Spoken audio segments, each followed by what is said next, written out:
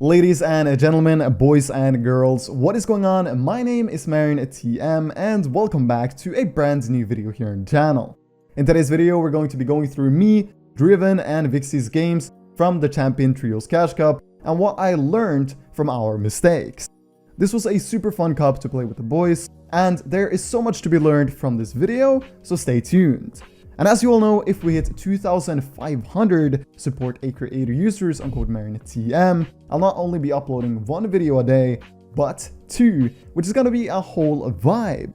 And with that said, let's aim for 3,000 likes on today's video, and let's get started with game number one. In game number one, we decided to land Lazy because we thought we could get some easy off-spawn kills. Unfortunately though, we surprisingly weren't contested and had the entire city for ourselves. The reason we went Lazy and not Stark or Dooms is because there is a 20 kill cap in this tournament, and getting 20 kills is very doable from pretty much any spot on the map, and Lazy was a low risk, high reward kind of landing spot. When playing trios, there is one thing I always say to my teammates, and that is survive at all costs. Put yourself first, because if everybody does that, nobody dies. The reason I say this is because I often have a tendency to make bad plays because my teammates needs me to do it.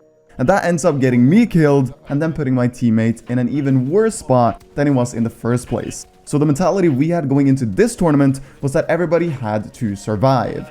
But unfortunately, there is one flaw with this strategy, and that is that we don't play like a team. We play like 3 individual players, and the reason we did this was because we never practiced together.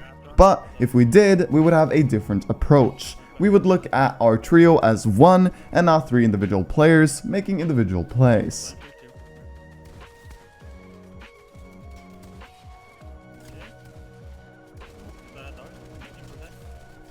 Simply placing a wall right here would have prevented my opponent from killing me in that situation. But let's move on over to game number 2. Here is a clear example why this strategy obviously isn't optimal, but when you're not the best individually, things can go south real quick.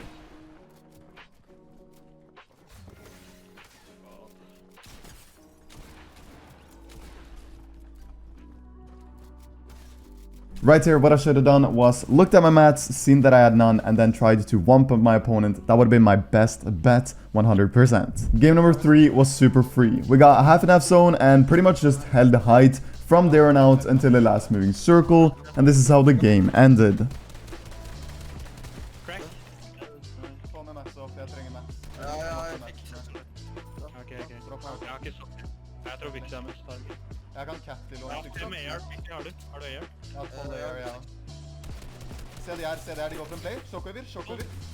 Right here, when this opponent ramps me, I jump like an idiot. Jumping is something a lot of people do, and it's so predictable. It's so easy to shoot people that are jumping, and whenever somebody goes for you, just don't jump like I did there, because if he actually saw me, he could have easily 200 pumped me because of my predictable movement.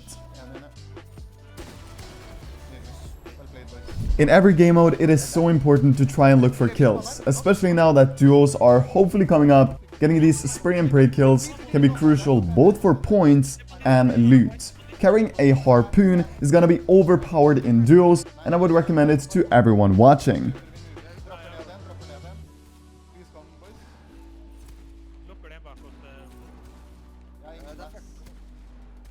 In trios, I'm a tarper, and when this opponent comes in front of me, I start fighting him. But that's not my job. My job is simply to safely get my team into zone, not fight or kill anybody.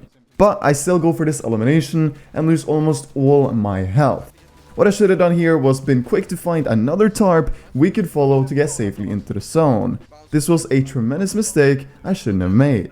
You have to know your role in a team, and right here, I simply didn't. But as you all know, I am a lucky guy, and my duo partner Driven actually managed to come out extremely clutch with some amazing plays. What's important when you're dead and your teammate is alive is that you communicate his materials, where zone is, and I usually also add how many people are left occasionally. And you have to do this calmly. Don't scream or stress when you're talking to him or her. Simply be super calm, not too loud, and give out accurate information to give him the best chance of clutching up.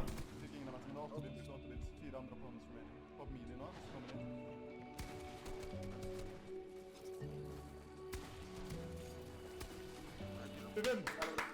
Woo! Midt i crack, han har vann. Dead. På meg. Nå over han. Han er over. Ja. Jeg Det er dropper ned. voldsomt. Jeg dropper ned. Crack han.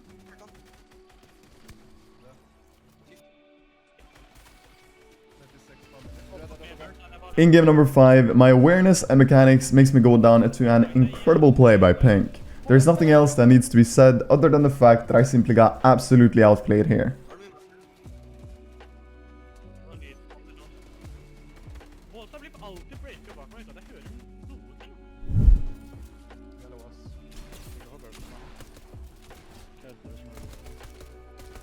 Finish it. Take. Han har bare kommet. In game number 6, I was way too scared when fighting and I didn't go for all the shots I should have gone for.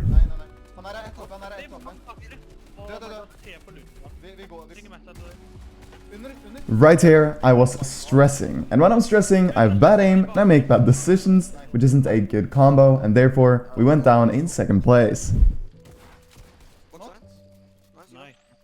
In game 8, I am left to solo clutch, and I use all my mats before I go for refresh, which is a massive mistake.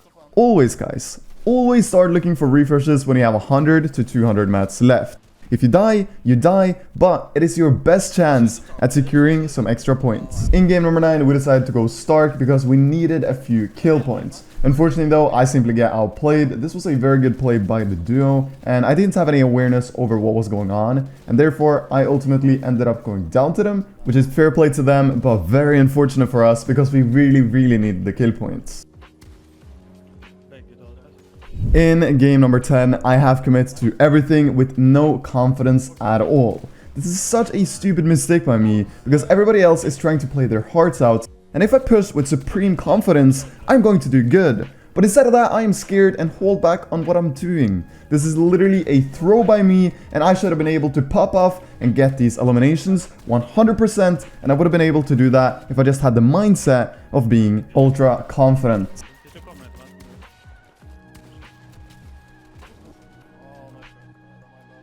So what did I learn from all of this? Well, first and foremost, if I push with extreme confidence, I am a good player. I just have to have the guts to do so and not half commit when fighting.